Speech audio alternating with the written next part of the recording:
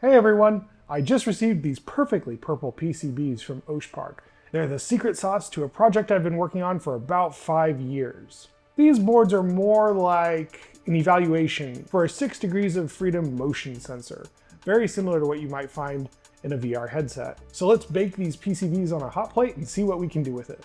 Alright, I decided to use a hot plate and a hot air gun to solder all the tiny components. It looked great afterwards, but none of the peripherals were actually accessible.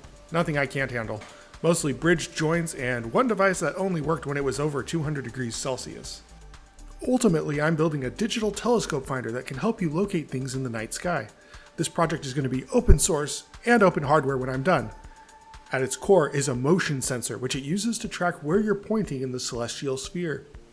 By fusing an accelerometer and a gyroscope, the tracking is very similar to a VR headset.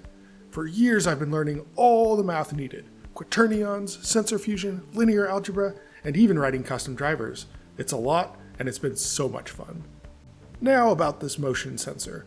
This particular device has the lowest noise that I could find in the price range. It's an order of magnitude better than my previous iterations. For $5, it can't be beat.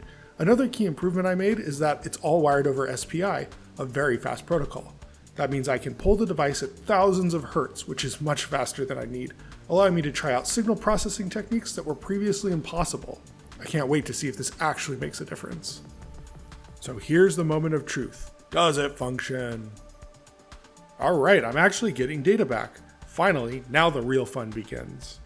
Now I'm very excited to see what this all looks like in the field. I've got a number of offline simulations I can run to kind of verify the accuracy and make sure everything looks good, but it only goes so far. That'll be for another video later on though. These motion sensors are awesome. Let me know how you would use one in the comments below, and thanks for watching. Bye bye.